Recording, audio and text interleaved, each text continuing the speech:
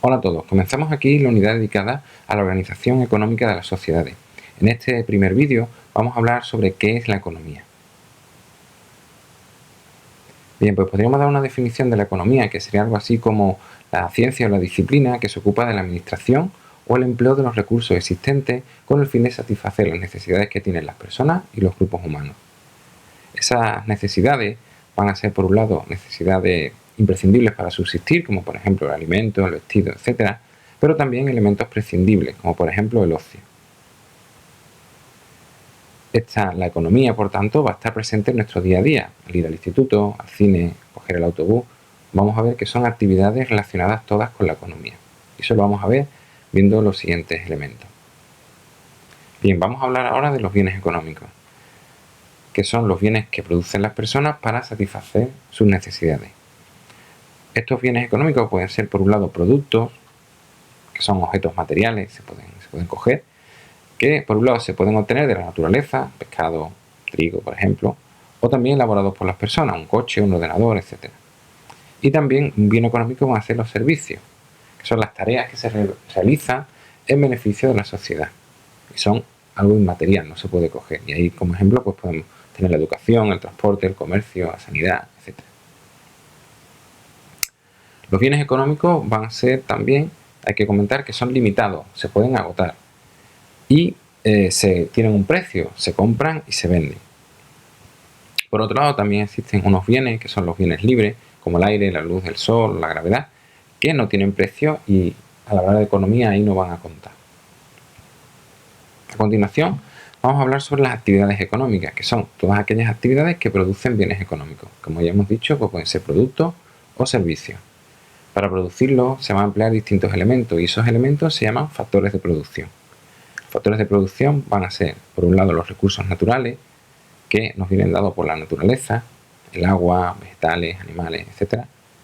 Por otro lado, los recursos humanos o el trabajo, que van a ser las personas que aportan su trabajo, su experiencia, su conocimiento, etc. Y también el capital, que muchas veces se confunde con el dinero, pero no solo es el dinero. Sería el dinero, pero también la maquinaria, edificios, instalaciones, materiales, etc. Elementos que vamos a utilizar para producir esos bienes económicos. Las actividades económicas, por otro lado, las podemos agrupar en sectores según las actividades que engloben. Tendríamos el sector primario, que englobaría a la agricultura, la ganadería, la pesca; el sector secundario, que estaría relacionado con la industria; y el sector terciario, que estaría relacionado con los servicios.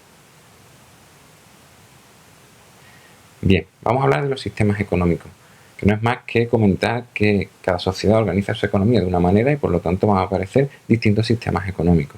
En primer lugar, podríamos tener sistemas planificados o socialistas, en los que el Estado es dueño de la mayor parte de los factores de producción, de los que ya hemos hablado.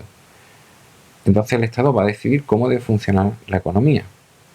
Tendremos sistemas intervencionistas o centralizados, en los que los gobiernos van a tomar medidas y van a aplicar leyes que van a afectar a la producción, a los precios, etc. Y finalmente tendríamos los sistemas capitalistas o de libre mercado, que son los sistemas que predominan en la actualidad. Aquí lo que se defiende es que los factores de producción deben ser privados y que el Estado debe intervenir o lo mínimo posible o no debe intervenir. Aunque eso no es totalmente cierto, ya que la mayor parte de los gobiernos intervienen en cierta medida en las políticas económicas. Es decir, prácticamente podemos decir que sistemas capitalistas puros hoy en día no existen. El sistema capitalista pues se va a basar en lo que se denominan las leyes de la oferta y la demanda. Es fácil, pero lo vamos a explicar. La oferta sería el conjunto de bienes y servicios que se ponen en venta, se ponen en el mercado. Y la demanda, por otro lado, sería el conjunto de bienes y servicios que los consumidores están dispuestos a comprar. Pues bien, el precio de un producto va a quedar determinado por la relación que hay entre la oferta y la demanda. Vamos a ver un ejemplo. Si la oferta es escasa, es decir, si hay más demanda que oferta, pues el precio sube. Los compradores van a estar dispuestos a pagar más. Si por el contrario la oferta es mayor que la demanda, pues los precios bajarán para estimular la compra del producto. Y así los precios, como decimos, estarán relacionados con la cantidad de oferta y cantidad de demanda que exista. Bien, pues hasta aquí este primer vídeo de la unidad. Espero que os haya parecido útil y gracias por verlo.